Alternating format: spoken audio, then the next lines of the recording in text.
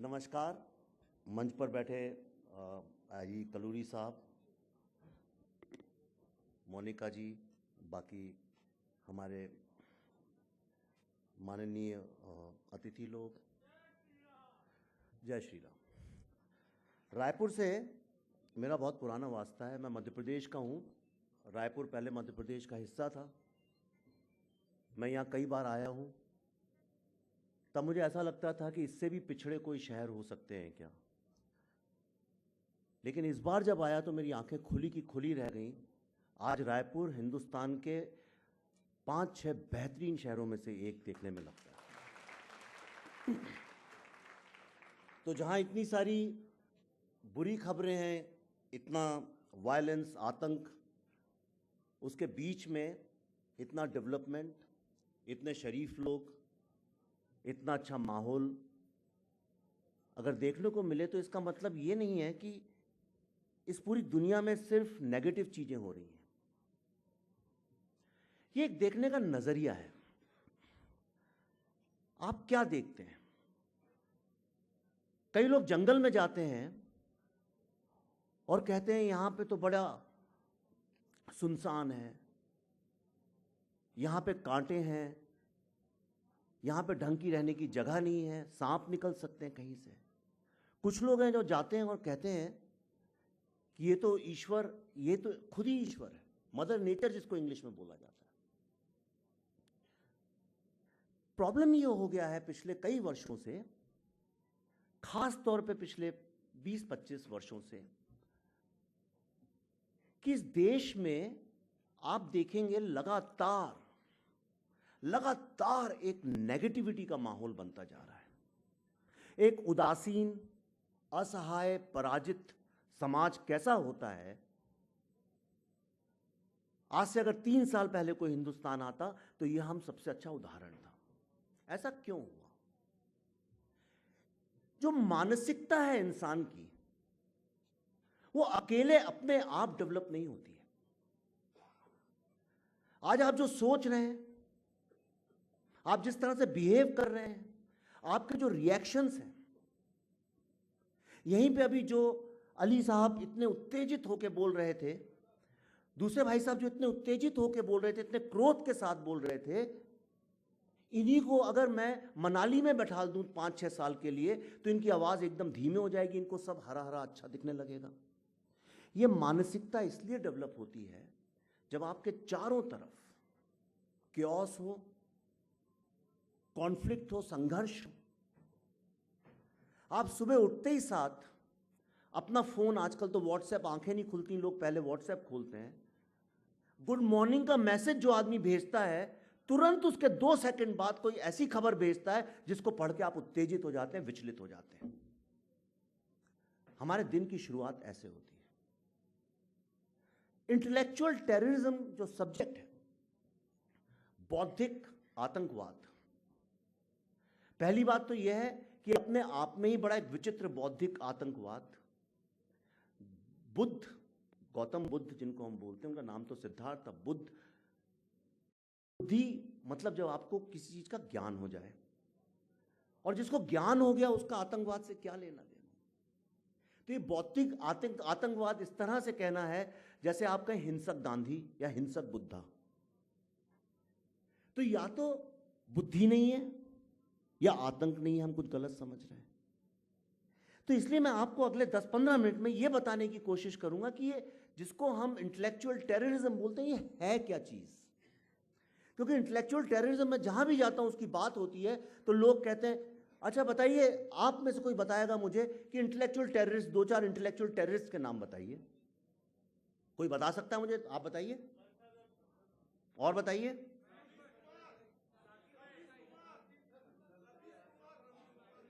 रवीश कुमार, ठीक है, मैं समझ गया। तो आप कोई बड़े विचित्र नहीं है। मैं हिंदुस्तान में 15 दिन ट्रैवल करता हूं और कम से कम 8-10 जगह स्पीचेस देता हूं। जहां भी ये सवाल पूछता है सब लोग यही नाम लेते हैं, 4 नाम। लेकिन मैं आपको यह बता दूं, यही सबसे बड़ा इंटेलेक्चुअल टेररिज्म है कि आपको यह पता ही नहीं है कि असली इंटेलेक्चुअल टेररिस्ट हैं कौन। ये बड़े दुख की और अफसोस की बात है कि आपके ऊपर लगातार कोई आतंक कर रहा है और आपको यही नहीं पता आतंक कर कौन रहा है आपके ऊपर। आप 4 मोहरों के नाम दे दिए आपको। वो इसी तरह से है जैसे आप फिल्म देखते हैं, हिंदुस्तान में हर आदमी, इस देश की एक बड़ी विचित्र बात है, पूरे विश्व में और कहीं नहीं है, लोग जब फिल्म देख के आते हैं तो कहते हैं देखो सलमान खान जो था वो बच्ची को वहां छोड़ के आ गया। कभी कैरेक्टर का नाम नहीं लेते, कभी वो बंदा जिसने वो कहानी स्क्रिप्ट लिखी थी, जिस स्क्रिप्ट ने उसे मजबूर किया सलमान खान को वहां छोड़ने के लिए, उसको तो कोई एक्नॉलेज करता ही नहीं है। क्योंकि हम हर चीज को सतही लेवल पे देखने की हमको आदत डाली गई है। ऐसा नहीं हम ऐसे पैदा हुए थे। अपने बचपन में जाइए, आप हर चीज को एक्सप्लोर करते थे कि नहीं? 100 सवाल पूछते थे कि नहीं? उस अंधेरे कमरे में क्या रखा है जहां मां नहीं जाने देती, वहां ताला तोड़ के घुस के आप देखना चाहते थे कि वहां क्या है। तो आज आपके दिमाग में ऐसे कौन से ताले लग गए हैं कि आप सिर्फ 4 ही नाम लेते हैं? ये शुरू कहां से हुआ? यह आतंकवाद शुरू हुआ हर एक लेवल पे। आतंकवाद सिर्फ मीडिया में नहीं होता है, बौद्धिक आतंकवाद जिसको इंटेलेक्चुअल टेररिज्म बोलते हैं, यह शुरू हुआ सबसे पहले आजादी के बाद। गांधी की एक इकोनॉमी थी, इकोनॉमिक फिलॉसफी थी, जो कि कुटीर उद्योग, ट्रस्टीशिप, स्टैंडर्ड ऑफ लिविंग नहीं, स्टैंडर्ड ऑफ लाइफ के बारे में बात करती थी। उसको आजादी के एकदम बाद खत्म किया गया और हमने अडॉप्ट किया रशिया का मॉडल। बड़े डैम्स, बड़ी फैक्ट्रीज। गांधी का कहना था कि जो भी अधिकार है वो सरकार के पास नहीं, मानव, सिटीजन, नागरिक के पास होना चाहिए। उसको पलट के हमने सारे जो अधिकार हैं वो सारे के सारे सरकार ने अपने हाथ में ले लिए। ये जो आश्रम आप देखते हैं बड़ी सिंबॉलिक चीज है। जिस आश्रम जो आप देखते हैं, गांधी के आश्रम, विनोबा भावे के आश्रम, या जो भी आश्रम की जो पद्धति हिंदुस्तान में रही है, उसका मतलब यह है कि एक कम्युनिटी खुद अपनी इंडस्ट्री लगाए, खुद अपनी सड़कें बनाए, खुद अपने पानी की व्यवस्था करे और खुद उसकी सफाई और उसकी स्वच्छता की व्यवस्था करे। धीरे धीरे सरकार ने एक डिजाइन के तहत सब कुछ अपने हाथ में लेना शुरू किया। सबसे पहले आपके दिमाग पे कंट्रोल वहां से शुरू हुआ। जब सरकार ने निर्धारित किया आप क्या करेंगे, आपका बच्चा क्या पढ़ेगा, आपके यहां सड़क निकलेगी कि नहीं निकलेगी, आपके यहां वो पानी सुबह 5 से 6 बजे ही आएगा ताकि हिंदुस्तान के हर छोटे शहर का आदमी सुबह उठ के पानी भरने की व्यवस्था में ज्यादा परेशान हो जाए, बजाय ये सोचने की कि सुबह बैठ के शांति से ईश्वर का नाम ले, कुछ अच्छी चीज पढ़े। सही है, आप सब लोग सुबह उठ के पानी भरते हैं कि नहीं? है समस्या पानी की, यानी कि नहीं है? मैं तो भोपाल का रहने वाला हूं और राजधानी में भी इतनी समस्या है। जिंदगी के हर क्षेत्र में सरकार घुस गई और वहां से मेरे ख्याल से इंटेलेक्चुअल टेररिज्म का बीज पड़ा। क्योंकि जब भी हमको कोई इंटेलेक्ट की बात उठती थी, कोई बौद्धिक समस्या खड़ी होती थी, हम आंखें बाके सरकार के सामने खड़े हो जाते थे, इसका निदान भी आप ही बताइए। और नेहरू जी उस मुहिम को इसलिए चलाते रहे, उनको ऐसा लगता था कि इस देश का भविष्य मैं ही बना सकता हूं। और वो सबसे बड़ी गलती थी। जब देश आजाद हुआ उस वक्त नेहरू जी को, जैसे गांधी जी ने कहा था कि अब मेरी जरूरत नहीं है, उस तरह नेहरू को, जो लीडर थे इस देश के, उनको यह कहना चाहिए था कि भारत के नौजवानों, इस देश को आजाद करने तक की जिम्मेदारी हमारी थी, अब हमारा कर्तव्य खत्म हुआ, अब इस देश को तुम अपनी मर्जी से जैसे चाहो वैसे चलाओ। लेकिन हम आजादी मिली पर आजाद नहीं हुए। एक वो जो वेस्टर्न आइडियोलॉजी, वो जो एक सोशलिस्ट आइडियोलॉजी, जो नेहरू जी जिससे बहुत प्रभावित थे क्योंकि उस वक्त बहुत फैशन में थी, वो हमारे ऊपर लाद दी गई।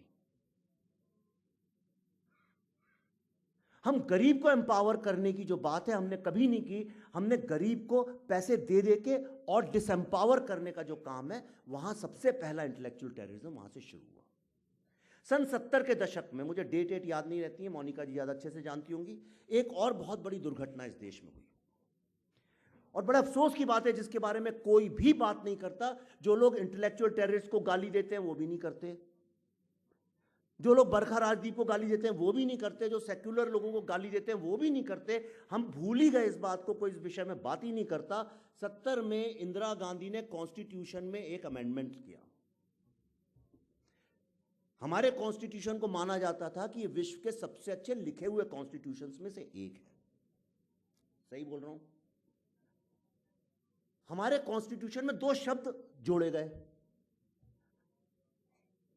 सोशलिस्ट और सेक्युलर। मैं ये जानना चाहता हूं सोशलिस्ट शब्द क्यों जोड़ा गया? किसी ने सवाल उठाया?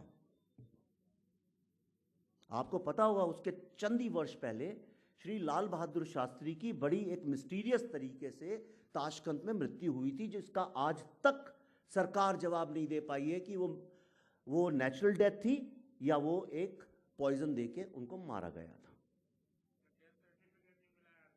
सर कुछ भी नहीं मिला है उसका। मैं आरटीआई में उस पर फिल्म बना रहा हूं अभी, जो अगले साल रिलीज होगी, और मैंने कम से कम 25 आरटीआई भेजे हैं और उसका जवाब सिर्फ यही आता है, ना तो आप सोचिए किसी देश का राष्ट्र प्रधानमंत्री किसी और देश में मरता है तो उसकी पोस्टमार्टम होनी चाहिए, लाल बहादुर शास्त्री की कोई पोस्टमार्टम नहीं हुई। फॉरेन जो हमारा एम्बेसी है उसको मिनट मिनट का अकाउंट फॉरेन डिपार्टमेंट को भेजना चाहिए कि नहीं, भेजना चाहिए कि नहीं? हमारे पास कोई डॉक्यूमेंट नहीं है। लाल बहादुर शास्त्री की मृत्यु जनपद पुलिस स्टेशन को दे दिया गया करने के लिए, जिनके पास एक भी डॉक्यूमेंट नहीं है। एक राजनारायण कमेटी बैठी जिसका एक भी डॉक्यूमेंट नहीं है। उनके सिर्फ 2 ही चश्मदीद गवाह थे, एक उनके डॉक्टर चुग और उनका एक जो बचपन से नौकर उनका साथ रहता था रामलाल। 2 लोग थे। दोनों लोग जब गवाही देने जा रहे थे, हाँ रामू प्यार से बोलते, जब वो दोनों जा रहे थे गवाही देने, दोनों की अलग अलग वक्त में ट्रक से मार के हत्या, जो भी हुआ एक्सीडेंट बोलते हैं जिसको, दोनों ट्रक के एक्सीडेंट में मारे गए। लाल बहादुर शास्त्री, जो लोग नहीं जानते मैं आपको बता दूं, उस वक्त अपनी पॉपुलैरिटी की चरम सीमा पे थे, क्योंकि ग्रीन रेवोल्यूशन शुरू हुआ था, इंडिया ने वॉर जीता था, इंडिया ने न्यूक्लियर, इंदिरा गांधी को क्रेडिट मिलता है पर इंडिया की न्यूक्लियर पॉलिसी उन्हीं के वक्त शुरू हुई थी। उनकी मृत्यु के 11 दिन बाद श्री भाभा, जो कि एटॉमिक मिशन चला रहे थे इंडिया में, उनका प्लेन भी बड़े ही मिस्टीरियस तरीके से एल्प्स में स्विट्जरलैंड के पास क्रैश हो गया और आज तक नहीं पता उनकी मृत्यु कैसे हुई। खैर, जो मैं कहना चाहता हूं इस विषय में वो मेरी फिल्म कहेगी, पर मैं आपको सिर्फ ये बताना चाहता हूं उनकी मृत्यु के बाद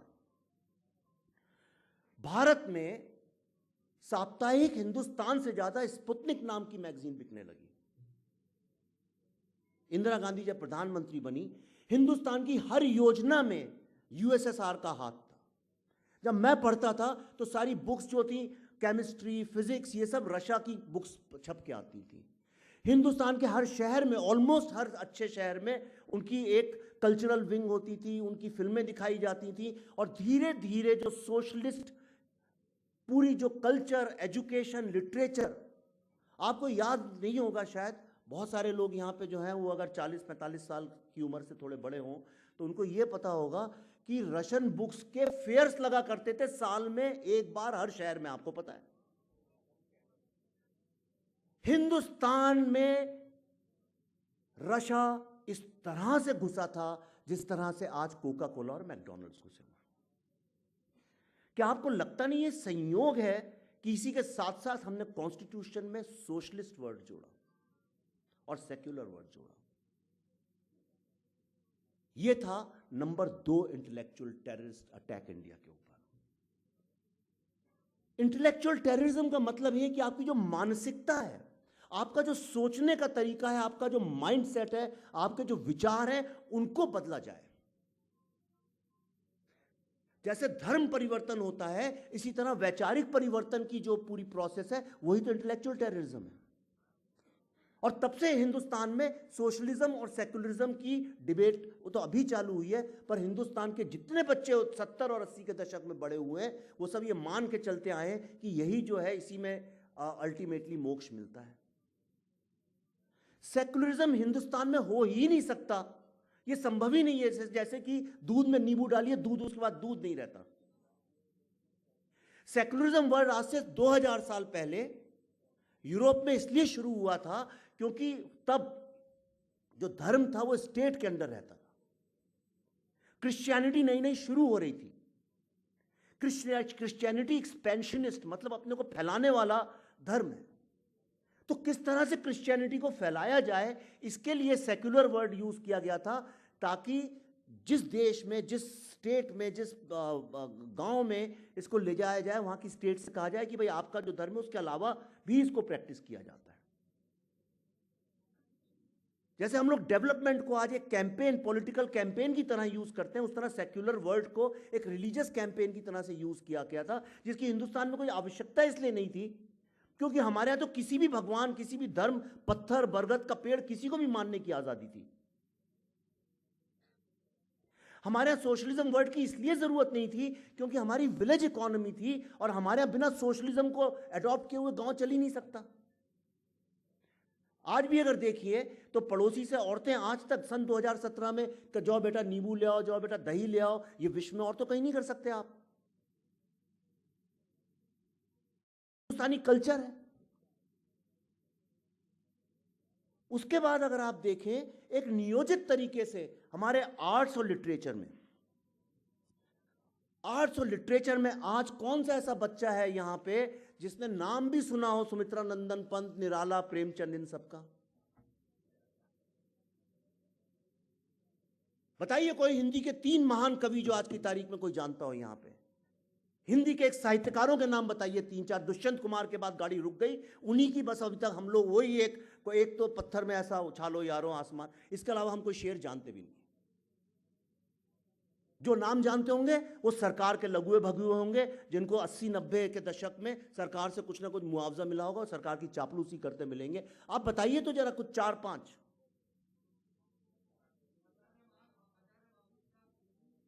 सर मैं आज की बात कर रहा हूं, 2017 की। 2017 के महावीर प्रसाद जी कहां हैं?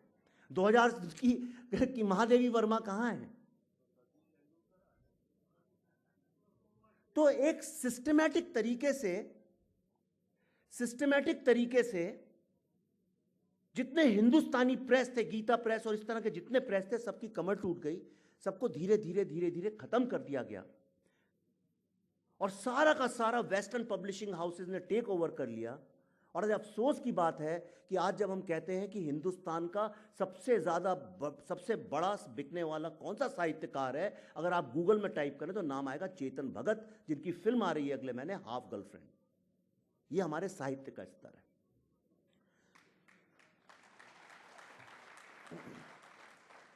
रिलीजन, इसके बाद धर्म।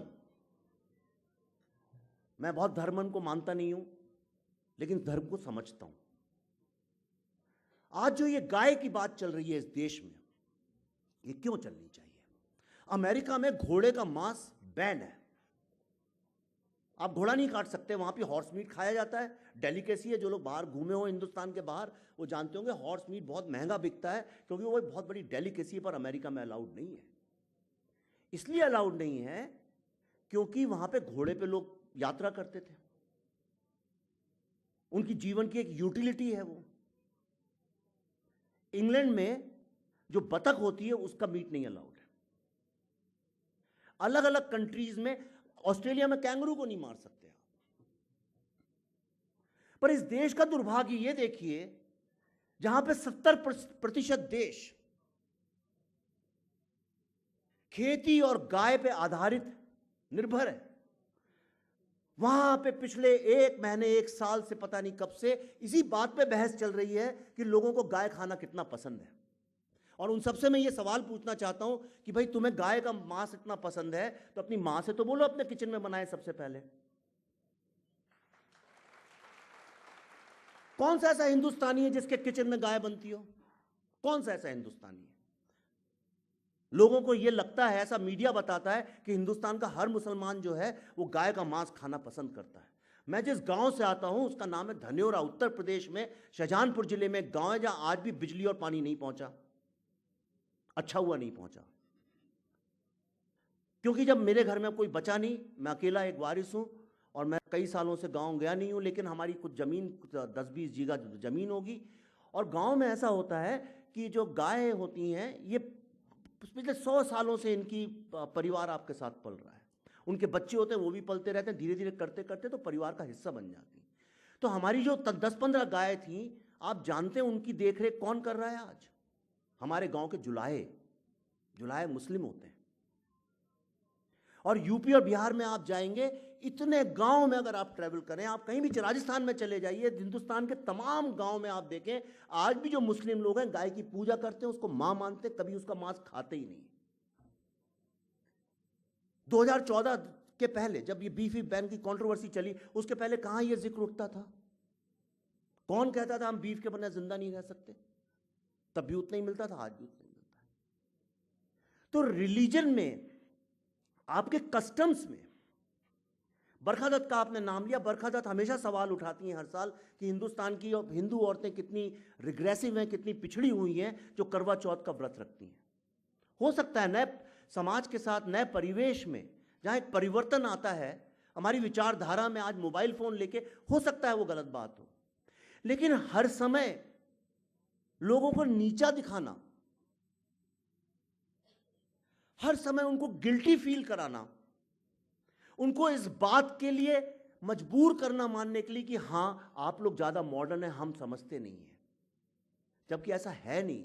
हिंदुस्तान की जो नेटिव इंटेलिजेंस है, एक गांव वाले की इंटेलिजेंस है, ये ऑक्सफोर्ड और हार्वर्ड में पढ़े लिखे वालों से कहीं बहुत ज्यादा है, क्योंकि उसको घड़ी की जरूरत नहीं पड़ती, वो धूप देख के टाइम बताता है। तीसरी चीज है मीडिया। आप लोग मीडिया के नाम से सब लोग यही सोचते हैं कि जो सुबह न्यूज़पेपर आता है वो, और रात को जब हम टीवी देखते हैं वो, पर जो मास मीडिया है उसमें रेडियो भी आता है, आप जो होर्डिंग्स देखते हैं वो भी आता है, उसमें फिल्में भी आती हैं। 2 मिनट के लिए चूंकि मैं फिल्म बनाता हूं, फिल्म की बात कर लेते हैं। टीवी के बारे में तो आप लोग खुद बहुत ज्ञानी हैं। आप फिल्मों को देखिए, आजादी के बाद अभी भी आप लोग कुछ पुरानी फिल्में देखते होंगे, राज कपूर, गुरुदत्त वगैरह की, और नई फिल्में तो देखते ही हैं। आप अगर देखें, आजादी के बाद जो हमारा हीरो था वो हमेशा एक जमींदार से शोषण के खिलाफ लड़ाई लड़ता था, लेकिन देशभक्त होता था। राज कपूर, गुरुदत्त, बिमल रॉय, जितने महान विजय आनंद, ये जितने महान डायरेक्टर्स हुए इस देश के, ये सब कम्युनिस्ट थे। एक पार्टी थी इप्टा, जो कि मार्क्सिस्ट कम्युनिस्ट पार्टी की एक आर्ट विंग थी, सब उसके मेंबर्स थे। कैफी आजमी, साहिर लुधियानवी, मजरू सुल्तानपुरी। फिल्म इंडस्ट्री में आपको ऐसा कोई मिलेगा ही नहीं जो कम्युनिस्ट नहीं था। मैं भी जब ज्वाइन किया, मैं भी आधा कम्युनिस्ट ही था। थिएटर में सिर्फ कम्युनिस्ट लोग मिलेंगे, लेकिन आप राज कपूर की, गुरुदत्त की, बिमल रॉय की, किसी की भी फिल्म देख लीजिए, उनकी आवाज गरीब के हक में थी, शोषण के खिलाफ जमींदार के साथ लड़ाई थी, एक इंडस्ट्रियलिस्ट के साथ लड़ाई थी, लेकिन देश के साथ कभी लड़ाई नहीं थी। ये सब देशभक्त लोग थे। अत्याचार के खिलाफ खड़ा होना और देश के खिलाफ खड़ा होना, ये कब शुरू हुआ? ये जब से इंटेलेक्चुअल टेररिज्म चालू हुआ। अगर आप देखें 70 तक की, इवन अमिताभ बच्चन की फिल्में जिन जिन लोगों ने देखी हो, तो वो एक इंडस्ट्रियलिस्ट के खिलाफ लड़ाई लड़ता था, वो कैरेक्टर। अमिताभ बच्चन हो, धर्मेंद्र हो, विनोद खन्ना हो, शशि कपूर हो, ये सारे जो हीरो, इनके नाम इसलिए बोल रहा हूं क्योंकि आप राइटर्स को तो जानते नहीं हैं, इन सब लोगों के जो हीरो थे, ये हमेशा लड़ते थे समाज के लिए।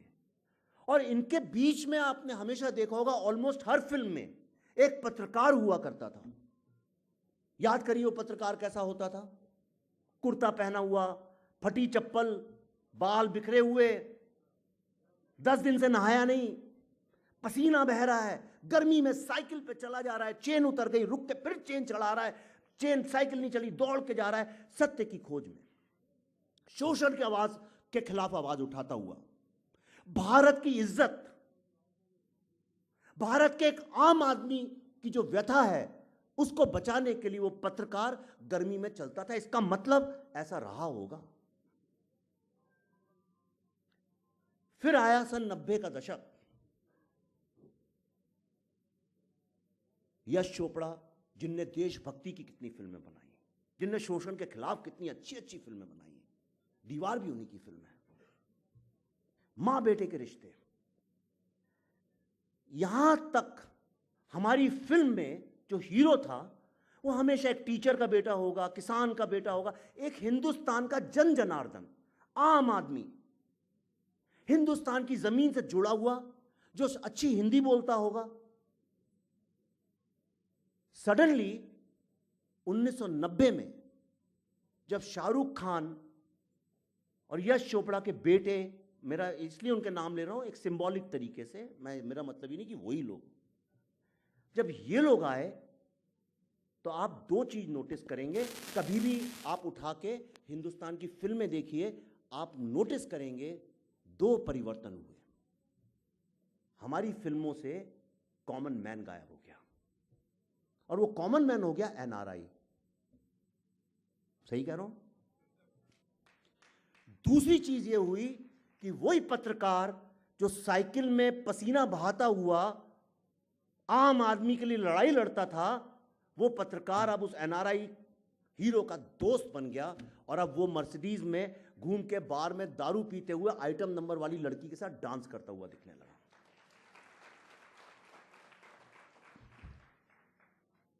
ऐसा नहीं कि ऐसा हो रहा था, यह सत्य नहीं है। पिछले 1 साल में मैंने हिंदुस्तान के छोटे छोटे शहरों में इतना ट्रैवल किया, महीने में 20 दिन में ट्रैवल करता हूं, और मैं इतने पत्रकारों से मिलता हूं। कल भी मिला था दैनिक भास्कर और सबके पत्रकारों से, वो आज भी वैसे ही हैं।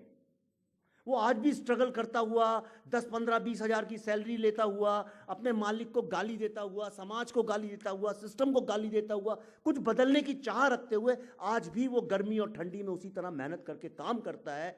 लेकिन अब जो नैरेटिव को कंट्रोल करने वाले लोग थे, उनने उसको काट के अलग किया।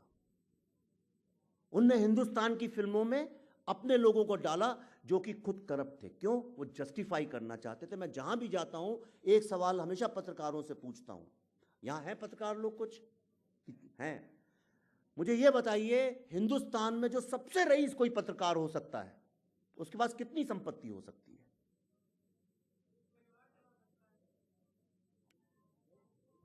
अगर आप आजकल के दिल्ली और बंबई के पत्रकारों को देखेंगे तो जो धन्ना सेठ की कल्पना आप करते हैं उसको आप भूल जाएंगे। हाँ, आपने सही कहा, वो पत्रकार नहीं, वो दलाल हैं। हिंदुस्तान में पिछले 30 सालों में इंदिरा गांधी की सरकार आने के बाद से लेकर अब तक हिंदुस्तान में सिर्फ वही लोग रईस बने हैं जो दलाल थे।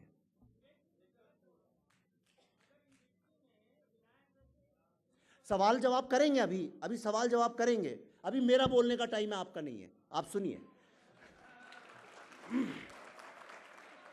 अभी सवालों का मौका आएगा, प्रश्न उठाने का आपको टाइम मिलेगा। सर क्या लेना है वो मैं डिसाइड करूंगा, आप मत करिए। नहीं तो आप, मैं बंद कर दूं? बोलिए।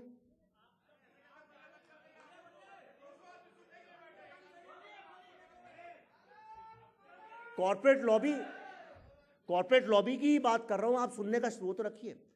वो सही कह रहे हैं, कॉर्पोरेट लॉबी ठीक है, वो मैं विषय अलग है। तो जो दलाली का धंधा करते हैं, आज फिल्म इंडस्ट्री में आपको बताता हूं, जो लोग स्टार्स प्रोड्यूसर्स के बीच दलाली का काम करते हैं, वो प्रोड्यूसर से ज्यादा पैसा कमाते हैं। आपने कहीं सुना है ऐसा विश्व में? जो भी आदमी इंडिया में आज ब्रोकरेज का काम करता था, उसने बहुत पैसे कमाए, लेकिन ये सिर्फ बोफोर्स तक सत्य था। बोफोर्स के वक्त तक ऐसा हुआ करता था। लेकिन जब राजीव गांधी के बाद की आप सरकारें देखेंगे, जब ढीली सरकारें, वीक सरकारें, जब लीडर्स वीक थे, जिनको पूरा भारत नहीं हाथ में था, जो हिंदुस्तान को समझते नहीं थे, यहां की माटी को नहीं समझते थे, और जो गाय को बीफ के रूप में ही सिर्फ समझते थे, जब से उन लोगों ने आना शुरू किया, तब से दलाल जो थे वो एक्सटॉर्शनिस्ट बन गए। एक्सटॉर्शनिस्ट का मतलब किसी को धमका के उससे पैसा वसूल करना। और इसमें जो सबसे आगे निकले वो थे मीडिया वाले, क्योंकि हिंदुस्तान में राजीव गांधी के कार्यकाल के वक्त में इलेक्ट्रॉनिक मीडिया हिंदुस्तान में नया नया आया था। उनको ये बात समझ में आ गई कि अगर मैं सामने वाले को गाली दूंगा तो पलट के हो सकता है मुझे कुछ ऑफर करे। और ऐसा ही हुआ जब इलेक्ट्रॉनिक मीडिया, अगर आप पहले का देखें, जब नया नया शुरू हुआ था, जब ये बरखा दत्त वगैरह का बड़ा नाम होता था, क्योंकि लोग गांव में, छोटे शहरों में जाके ये वहां से रिपोर्ट लाते थे, वहां की प्रॉब्लम्स बताते थे, लोग कहते थे देखो कितने अच्छे ये पत्रकार हैं। राजदीप सरदेसाई, मैंने देखा है, माएँ और सब कहते थे लड़का हो तो ऐसा हो। और ये वाकई में ईमानदार थे, ऐसा नहीं कि बेईमान थे। कोई भी आदमी शुरू नहीं करता अपना काम ऐसे। पर जब इन लोगों ने कभी बुराई करनी शुरू करी, जब बोफोर्स के मुद्दे उठे, तो सामने से ऑफर आने लगे कि भाई पैसे लेके इसको बंद करो। और धीरे धीरे जो है उनके मुंह पे खून लग गया। और आज यह हालत है कि मीडिया, जिसको आप मीडिया समझते हैं, एक्चुअली वो मीडिया है नहीं, वो एक एक्सटॉर्शन का जरिया है। और ये एक्सटॉर्शन दो लेवल पे होता है। एक लेवल है जो डायरेक्ट बिजनेस है, मैं आपको गाली दूंगा, आप मुझे पैसे देंगे, मैं उसको गाली दूंगा, फिर आप मुझे पैसे देंगे, मैं उसको गाली दूंगा। लेकिन जो दूसरा एक्सटॉर्शन है, चूंकि मैं चोर हूं और मेरी चोरी आप कभी भी पकड़ सकते हैं, तो इसके लिए मैं क्या करूं? मैं आपको उस नैरेटिव से ही हटा दूं। आप सिर्फ देख सकते हैं, बोल नहीं सकते। और यही कारण है आज हिंदुस्तान के मीडिया से हिंदुस्तान का हिंदी बोलने वाला मिडिल क्लास का जो आदमी है वो गायब हो चुका है। कॉमन मैन कहां है आज हिंदी मीडिया में? आपने कभी किसी मीडिया में रायपुर के बारे में सुना? पिछले 2, 4, 5 साल में रायपुर की कभी खबर आती है? नहीं आती। 40% इंडिया जो है आज नक्सलवाद के उसमें इन्फेस्टेड, जिसको बोलते हैं, उसके 40% का फिगर गवर्नमेंट का दिया हुआ है, ज्यादा कम मुझे पता नहीं। और कश्मीर कितना परसेंट है हिंदुस्तान का ज्योग्राफिकल एरिया? राइट, 5% के अंदर है। 40%, 5%। कारगिल वॉर में इतने लोग शहीद नहीं हुए, उससे 10-15 गुना ज्यादा लोग जो हैं वो यहां पे नक्सल लोगों से लड़ते हुए हमारे सोल्जर्स मर जाते हैं। कश्मीर के पिछले 50 साल के इतिहास में जितने सिविलियंस नहीं मरे, उससे ज्यादा सिविलियन लोग नक्सल उससे मरे हैं। लेकिन हिंदुस्तान के मीडिया में कहीं पे भी आप देखेंगे नक्सलिज्म के ऊपर कोई खबर कभी नहीं होती।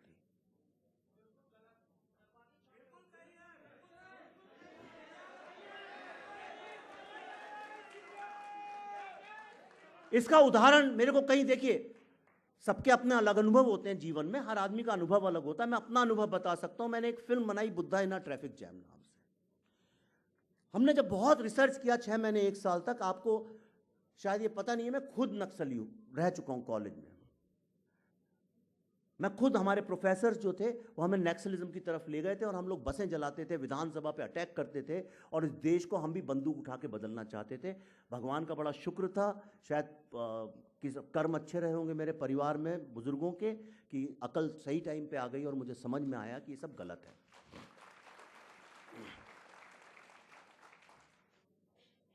मुझे 2 चीजों के जवाब ढूंढने थे। ये मेरी अपनी पर्सनल जर्नी थी।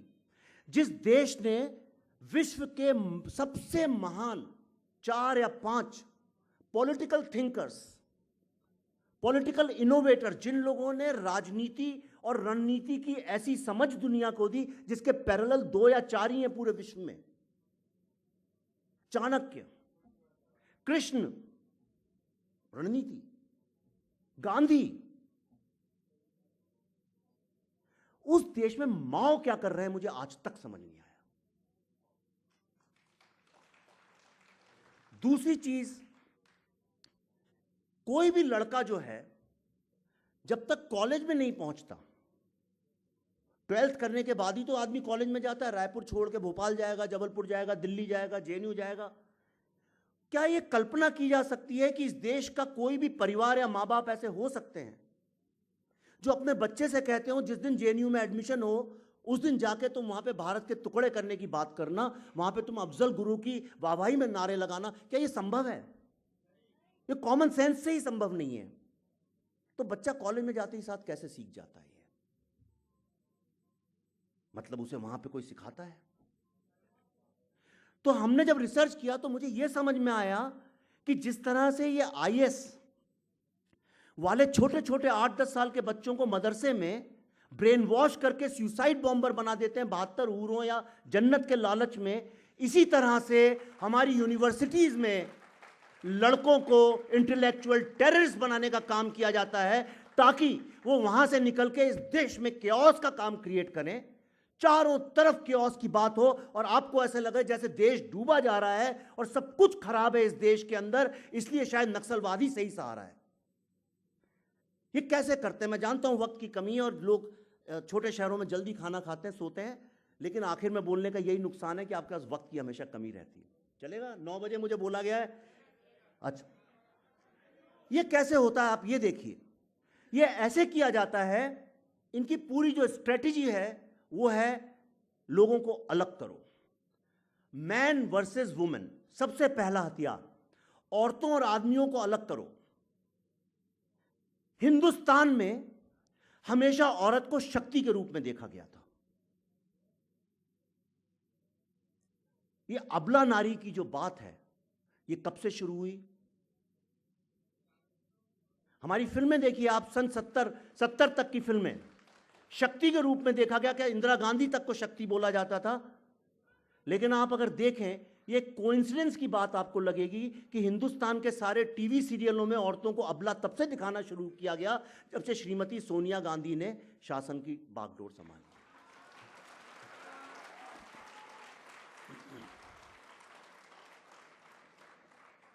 उसका क्या कारण था? क्योंकि वो हर आदमी, वो हर प्रोड्यूसर, वो हर राइटर जो औरत को उस निगाह से देखता था उसको प्रोत्साहन मिला। और आज ये हो गया है कि अगर कहीं पे जरा सा कुछ होता है, औरत और स्त्री और पुरुष के बीच का विवाद, इमीडिएटली इस आप देखेंगे नारे लगने शुरू हो जाएंगे कि आदमी तो होते ही ऐसे हैं, आदमी तो होते ही वैसे हैं। अगर ऐसा है तो 50% आदमी, 50% औरतें, हम रहते कैसे साथ में?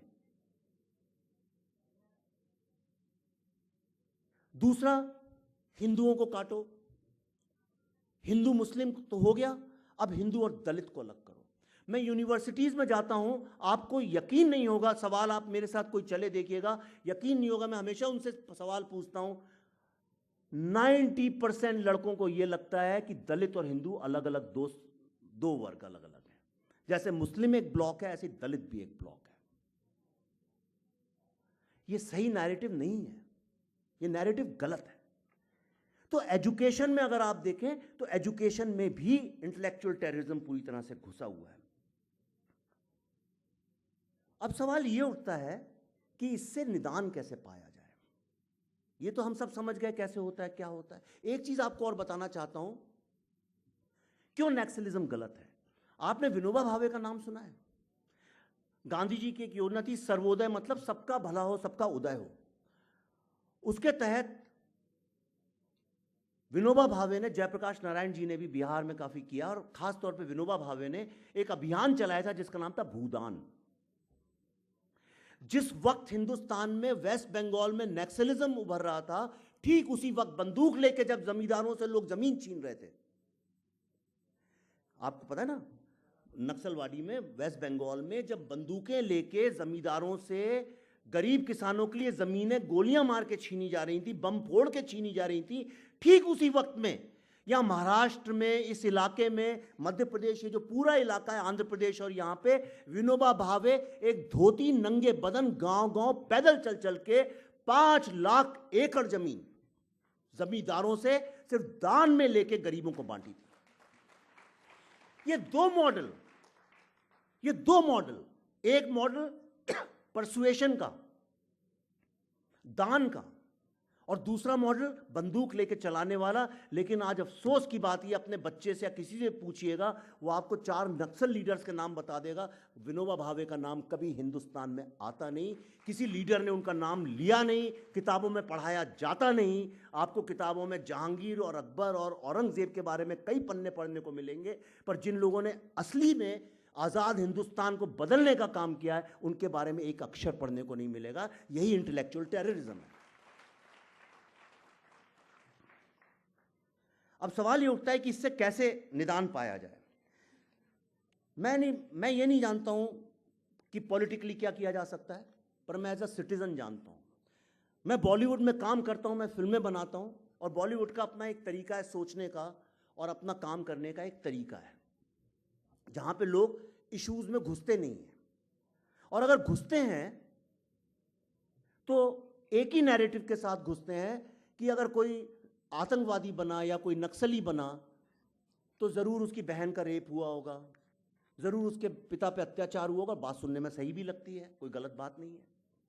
चूंकि हमारे सरकार इतनी हावी रही कि हम हर चीज के लिए सरकार को और पुलिस को गाली देते हैं। इस देश में सबसे आसान चीज है, आप बोल दीजिए अरे वो सरकार में कोई करप्ट है, लोग मान लेंगे। लेकिन जब नोटबंदी हुई उसके बाद अगर आपने देखा हो तो सरकार का तो कुछ लेना देना नहीं था। जितने करप्ट लोग निकले वो कौन थे? वो तो प्राइवेट सिटीजन्स थे। तो मतलब कहीं करप्शन हमारे अंदर घुसा ही हुआ है। लेकिन हमारा जो नैरेटिव हमेशा रहा कि पुलिस गलत है, ये गलत है, तो इसी तरह की फिल्में बनती थी, सरकार गलत है। मुझे कोई प्रॉब्लम नहीं, हैदर जब फिल्म बनती है, आप एक मंदिर में जाके बिस्मिल्लाह गाना पिक्चराइज करते हैं, कोई प्रॉब्लम नहीं है, आपकी फ्रीडम ऑफ स्पीच है। लेकिन क्या इसको उल्टा भी कर सकते हैं? ऐसा करने की एक इजाजत नहीं थी। ऐसा नहीं कि कोई लॉ लिखा हुआ था, लेकिन ऐसा करेंगे आप तो मतलब आप वहां से आउट। लेकिन जब मैंने रिसर्च किया तो मुझे लगा ये जो मुद्दा है अर्बन नक्सलिज्म का, आज आपको लगता है ये कितने 1 लाख बोलते हैं फिगर, गवर्नमेंट कहती है 1 लाख, हो सकता है ज्यादा हो कम हो, नक्सली लोग, आपको लगता है इनको हम खत्म नहीं कर सकते? आपको लगता है अम्बुजघर में घुस नहीं सकती मिलिट्री, हेलीकॉप्टर, एयरफोर्स? जो लोग पाकिस्तान, बांग्लादेश जैसे देशों को हराते हो, इंडिया सबसे बड़ी पीस कीपिंग फोर्स है, क्या इन्हें खत्म नहीं कर सकते? तो क्यों नहीं खत्म होते ये लोग? विल पावर क्यों नहीं है? इसलिए नहीं है क्योंकि जो अर्बन नक्सलिज्म है, जो करने वाले लोग हैं, जो आपके आईएएस ऑफिसर्स हैं, जो सत्ता में बैठे लोग हैं, आप देखिए किसी भी प्रांत में जो भी आईएएस ऑफिसर या आईपीएस ऑफिसर या अच्छा प्रोफेसर, कोई भी आदमी जो इन चीजों को खत्म करने की कोशिश करता है, उसको तुरंत उठा के काला पानी की सजा दे दी जाती है। उसको ऐसी जगह भेज दिया जाता है जहां पे उसकी ताकत को खत्म कर दिया जाए। इससे बड़ा उदाहरण कौन हो सकता है?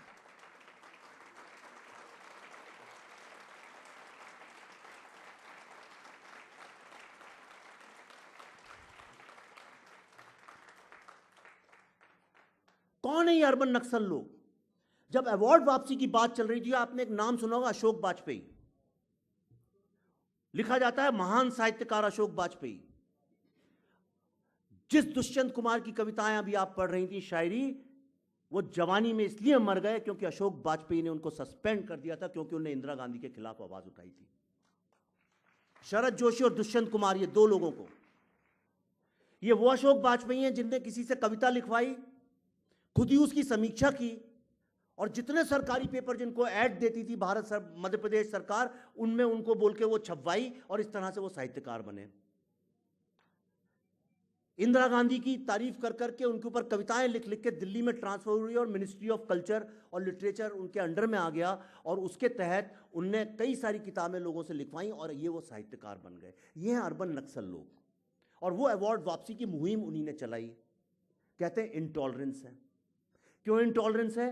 क्योंकि भारत के कुछ नौजवानों ने 2014 के बाद ऐसे लोगों को टॉलरेट करना बंद कर दिया, देश के दुश्मनों को टॉलरेट करना बंद कर दिया, जो कि यंग लोगों के माइंड को ब्रेन वॉश करते रहते हैं हर समय। इसीलिए उस क्रोध में मैंने उठ के ये फिल्म बनाई इन लोगों के अगेंस्ट। और जब ये फिल्म बनाई, इसमें घुसूंगा नहीं, आप पढ़ सकते हैं, जगह जगह लिखा है। लेकिन इतने मुझ पे अटैक हुए, सब कुछ हुआ, जादवपुर में, जेएनयू में, पर मैं उस पर टिका रहा, मैं लड़ता रहा। और अंत में जो चीज मुझे समझ में आई, वो आज कई यहां यंग लोग बैठे, मैं आपके साथ शेयर करना चाहता हूं। ऐसा नहीं है कि आप यंग नहीं तो आप नहीं कर सकते। आज जो सबसे बड़ी ताकत है इनको मारने की हमारे पास, वो है आपको लिखने की, पब्लिश करने की आजादी। आज आपके पास जो टेक्नोलॉजी है, मोबाइल फोन, आप वो फोन उठा के अपनी जो आप विचार व्यक्त करना चाहते हैं, ये हक सिर्फ मुझे नहीं है, ये हक अब सबको है। बहुत जल्दी वो टाइम आने वाला है जहां पे मुझे आपके सामने खड़े होकर बात नहीं करनी पड़ेगी, ये पुराने तरीकों से मैं सहमत भी नहीं हूं और ख़त्म भी हुए। मेरा बहुत मन था आज इनकी बातें सुनने का, आपकी बातें सुनने का, लेकिन ऐसी बातों चूंकि हमारे ऐसा परंपरा बन चुकी है कि ठीक है भाई, ये तो बोलते ही रहते हैं, कुछ और बड़े लोगों की बात सुनते हैं। आज जो छोटी छोटी चीज़ें निकल के आ रही हैं, आप देखिए इस टेक्नोलॉजी की वजह से आ रही हैं, और अगले 4 साल में, 5 साल में, सन 2020-2022 तक आपके पास इतनी सुविधाएं होंगी, आप 1 सेकंड में सामने वाले ने सच बोला कि झूठ, ये जानने की आपको पता चल जाएगा। अगर आप सैटेलाइट से मेरे घर के, मैं लंदन में था और वहां से गूगल मैप से अपनी बिल्डिंग में जो स्विमिंग पूल में है उसमें मेरे बच्चे स्विमिंग करते हैं, वो मैं देख सकता हूं। तो क्या यहां पे जो 50, 60, 70 हजार नक्सली, उनको देखा नहीं जा सकता? तो इंटेलेक्चुअल टेररिज्म को जिस तरह से इन्हें बंदूकों से मारा जाता है, इस तरह से इंटेलेक्चुअल टेररिज्म को लॉजिक से और फैक्ट से मारना पड़ेगा। ये 2 हथियार आपके पास है। और तीसरी चीज जो सबसे बड़ी बात है कि आपके पास कोई एजेंडा नहीं है सिवाय भारत को मजबूत बनाने का, और वो जो एजेंडा है उसके सामने कोई टिक नहीं सकता। और मैं आपको बड़ी खुशी और गर्व की बात है कि हमारे बीच शेफाली वैद्य हैं यहां पे। इन्होंने अकेले इतना बड़ा काम किया है। इन्होंने ये जितने भी पत्रकार लोग हैं और इस तरह के जो सूडो इंटेलेक्चुअल्स और ये अर्बन नक्सल्स हैं, उनका पर्दाफाश, इनका ब्लॉग इतना पॉपुलर है। और शेफाली जी आज आई थी यहाँ स्पीच देने, और वो जगह जगह जाती हैं, लिखती हैं ब्लॉग्स, और सिर्फ ट्विटर से, फेसबुक से, ब्लॉग से आज इतना बड़ा एक समुदाय उनने खड़ा कर लिया है। और इतनी सारी चीज़ें जो आपको पता चलती हैं, आपको लगता है कोई पर्दाफाश हुआ है, हो सकता है शेफाली और ऐसे लोगों के मार्फत आया हो। तो ये जो आपके हाथ में पावर है, आज जो मैं बोल रहा हूं, आप 2 मिनट बाद रिसर्च करके देख सकते हैं सही है कि गलत है। आप इसको पब्लिश कर सकते हैं, फेसबुक पर लाइव कर सकते हैं, और बहुत सारी टेक्नोलॉजी है। तो अगर हर आदमी के हाथ में सत्य उजागर करने की ताकत है, इससे बड़ी सोशलिज्म क्या हो सकती है? यही तो सोशलिज्म है, यही तो डेमोक्रेसी है। आप इसका इस्तेमाल करिए। सिर्फ वोट देना ही एक नागरिक का कर्तव्य नहीं है। मेरे ख्याल से इस देश में जो आप नक्सलों से नहीं लड़ सकते, आपके पास बंदूक नहीं है, पर इन अर्बन नक्सल से लड़ सकते हैं। मैं आखिर में सिर्फ एक बात आपसे कहना चाहता हूं। कल मैंने एक वीडियो देखा जिसे देख के मेरा दिल दहल गया। आप सबने देखा है, मैंने कल रात को देखा, आप सब पहले देख चुके हैं। कश्मीर में आपने देखा होगा, श्रीनगर में किस तरह से हमारे जवानों को लड़के मार रहे थे। मुझे गर्व भी है अपने जवानों पे कि उन लोगों ने रिटेलिएट नहीं किया। अगर गलती से उसने गाली भी दे दी होती या उसको यह भी कर दिया होता कि हट यहां से, बिल्कुल सही आप कह रहे हैं। इसलिए मेरी आपसे दरख्वास्त है, इसीलिए मेरी आपसे दरख्वास्त है कि इस पे एक मुहिम चलाइए। रायपुर के लोग क्या इसमें लीडरशिप ले सकते हैं? क्या रायपुर के यंग लड़के या 50 लड़के इस फंक्शन के बाद खड़े होकर तय कर लें? तो आपको मुझसे जो सपोर्ट चाहिए, और मैं वायदा करता हूं शेफाली और ऐसे हमारे जितने भी लोग हैं पूरे हिंदुस्तान में, आपको सपोर्ट करने के लिए तैयार हैं। इसके खिलाफ ऐसी मुहिम चलाइए कि मीडिया मजबूर हो जाए इस बात को दिखाने के लिए, इस पर बहस करने के लिए, क्योंकि वो हर आदमी जो नक्सलिज्म को सपोर्ट करता है आज उस बात पर चुप बैठा हुआ है। वही नाम जो आपने लिए थे, बरखा और राजदीप सरदेसाई, ये सब लोग चुप बैठे हुए हैं। अब वक्त आ गया है 2017 में चुप बैठने का नहीं, इंटेलेक्चुअल टेररिज्म को, अर्बन नक्सलिज्म को खत्म करने का। क्योंकि जब तक आप अर्बन नक्सलिज्म को खत्म नहीं करेंगे, तब तक जंगलों के नक्सलिज्म को खत्म नहीं कर पाएंगे। ये बात मेरी मान लीजिए, क्योंकि उनको खत्म करने की पॉलिसीज, उनको खत्म करने की विचार, उनको खत्म करने का पावर जो है वो अर्बन नक्सल्स के पास है। आपका असली दुश्मन, असली इंटेलेक्चुअल टेररिस्ट मीडिया हाउसेस में, स्टूडियोज में बैठे लोग, यूनिवर्सिटीज में पढ़ा रहे professors, IAS officers, IPS officers, sociologist, economist, historians, जो आपको गलत हिस्ट्री पढ़ाते हैं, ये लोग हैं। आपको इनके खिलाफ आवाज उठानी पड़ेगी, नहीं तो हिंदुस्तान के लड़के धीरे धीरे अगले 5-10 साल में, अभी कम जाते हैं, धीरे धीरे ज़्यादा तादाद में हिंदुस्तान छोड़ के जाने लगेंगे। इसलिए क्योंकि जिस देश में आशा की किरण नहीं दिखेगी, उस देश में क्यों जवान लड़का रहेगा? और इसलिए हमारी यह कर्तव्य है, देश के प्रति हमारी ये ड्यूटी है कि हम लोग अपनी अपनी बंदूक जैसा औजार को उठाएं और इन लोगों का पर्दाफाश करें। धन्यवाद।